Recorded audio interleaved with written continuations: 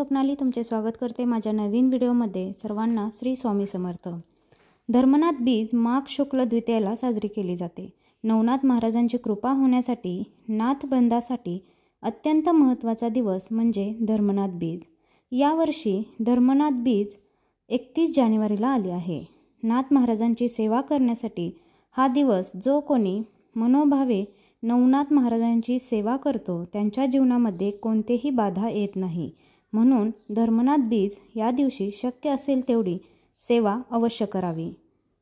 गोरक्षनाथांनी आपल्या किमयागिरी नावाच्या ग्रंथात लिहिलं आहे, जो कोणी यथाशक्ती धर्मबीजेचं व्रत करेल त्या घरामध्ये दुःख दारिद्र्य राहणार नाही।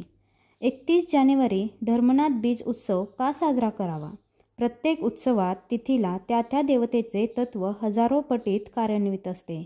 जसे एकादशीला विष्णू तत्व, शिवरात्रीला शिव तत्व, चतुर्थीला गणेश तत्व, नवरात्रीत देवी तत्व, त्याप्रमाणे बीजेला नवनाथ तत्व कार्यान्वित असते। म्हणून धर्मनाथ बीज 31 जानेवारीला नाथांची सेवा करावी। शक्य असल्यास एक 900 श्लोकी नवनाथ या ग्रंथाचे पारायण नवनाथ मंदिरात, सेवा केंद्रात, शक्य असेल तर घरी त्या ठिकाणी पारायण करून सेवा करावी। माघ शुद्ध द्वितीया या दिवशी गोरक्षनाथ यांनी धर्मनाथास नाथपंथाची दीक्षा दिली। तो सोहळा इतका अमूल्य झाला की जो कोणी यथाशक्ती या द्वितीयेच्या दिनी दानधर्म पुण्यकर्म करील त्यांचे सर्वतोपरी नाथ कल्याण करतील। त्यांचे घरी सुख शांती धनसंपदा नांदू लागेल व त्यांचे मार्ग सुखकर होतील। हा सोहळा धर्मनाथ बीज या उत्सवाने ओळखला जातो। या दिवशी नाथांचे मंदिर, सेवा केंद्रात अथवा घरी श्री नवनाथांच्या प्रतिमेचे पूजन करावे, हार पुष्प अर्पण करावे, धूप दीप दाखवावा, नवनाथ भक्तिसार ग्रंथातील 34वा अध्याय पठण करावा अथवा 900 श्लोकी नवनाथ ग्रंथ पठण करावा। त्यानंतर नैवेद्य दाखवून नाथांची आरती करावी व यथाशक्ती अन्नदान करावे।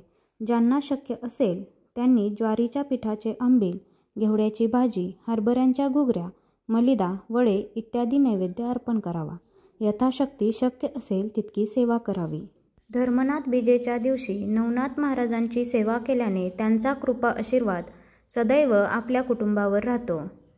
आपल्या कुटुंबावर कोणतंही संकट येत नाही। त्यामुळे धर्मनाथ बीजेच्या दिवशी नवनाथ महाराजांची सेवा शक्य असेल तेवढे अवश्य करावे।